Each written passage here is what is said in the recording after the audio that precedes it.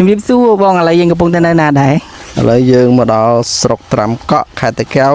ឃុំស្រែរនងអូស្រែរនងហើយបងផ្ទះយើងហ្នឹងឥឡូវយើងកំពុងរៀបចំសាងសង់បានប៉ុន្មានភាគរយទេបងហើយផ្ទះហ្នឹងមានទំហំប្រហែលអីសូមបងជួយបញ្ជាក់តិចណាហើយនឹងតម្លៃផងដែរយើងផ្ទះនេះសាងសង់បាន40%ហើយបាទផ្ទះនេះមានតម្លៃ45,000ហើយម្ចាស់ផ្ទះរបស់គាត់គឺនៅកូរ៉េទេបាទគាត់ឲ្យពុកម្ដាយរបស់គាត់នៅខ្មែរហ្នឹងនៅមើលការខុសត្រូវជំនួសគាត់បាទហើយឥឡូវខ្ញុំសុំទៅមើលខាងក្នុងតិចណាបងណាតោះបងប្អូនទាំងគ្នាឥឡូវយើងទៅមើលខាងរបៀបនៅក្នុងតិចគេជាងពងធ្វើបានប៉ុណ្ណាអីតោះបងប្អូនទាំងគ្នាឥឡូវយើងមកមើលខាងក្នុងតិចតោះនេះចេញពីដំពបរំេចឥឡូវជាងកំពុងតែញាប់ដៃញាប់ជើងហើយបាទដើម្បីឲ្យម្ចាស់ផ្ទះកាន់សោជើនៅហ្មងបាទឥឡូវខាងមុខនេះគេជាងកំពុងតបៀហើយបាទមើលនិយាយរួមទៅចាប់ដើមចេញរូបរាងបន្តិចហើយបាទនេះឥឡូវយើងមកសួរបងតិចបងជម្រាបសួរបងជម្រាបសួរបាទបងចង់សួរថាផ្ទះយើងណាឥឡូវបានប៉ុន្មានភាគរយទេបងច្បាស់100%អូ100%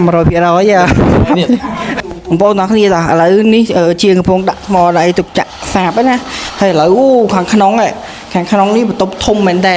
ហើយខ្ញុំនាំបងប្អូនទាំងគ្នាទៅមើលខាងលើតិចណាផ្ទះហ្នឹងប៉ុន្មានជាន់កាមេរ៉ាមែន2ជាន់ណាតោះឥឡូវយើងទៅមើលខាងលើតិចតោះបងប្អូនទាំងគ្នាពេលដែលយើងចូលមកអានេះឃើញជាន់ខាងក្រោមនេះគេរៀបចំធ្វើបន្ទប់ទឹកណាហើយមើលចដើគេទៅទៀតយើងធ្វើហើយស្អាតហ្មងជាងដាក់ក្រូដាក់អីមកស្អាតហ្មងហើយខាងលើនេះមានបន្ទប់ហើយនឹងបន្ទប់ទឹកអានេះដូចជាបន្ទប់2អញ្ចឹងណាឥឡូវនេះជាងកំពុងតែ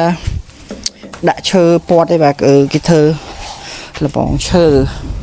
ហើយជាងកំពុងតែញាប់ដៃញាប់ជើងបងប្អូនចិត្តហើយឯផ្ទះនេះហ៎អែមែនតើឥឡូវចាប់ដើមជិញរូបរាងឯណាហើយនេះខាងមុខយ៉ាប់ខាងមុខវេរងដាបងប្អូននេះឃ្លៀខាងមុខហើយជាងកំពុងតែញាប់ដៃញាប់ជើងណាចិត្តបាននៅហើយបាទហើយ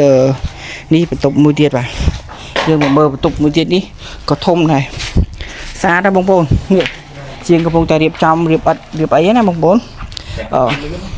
ផ្ទះហ្នឹងធ្វើលឿនបងប្អូន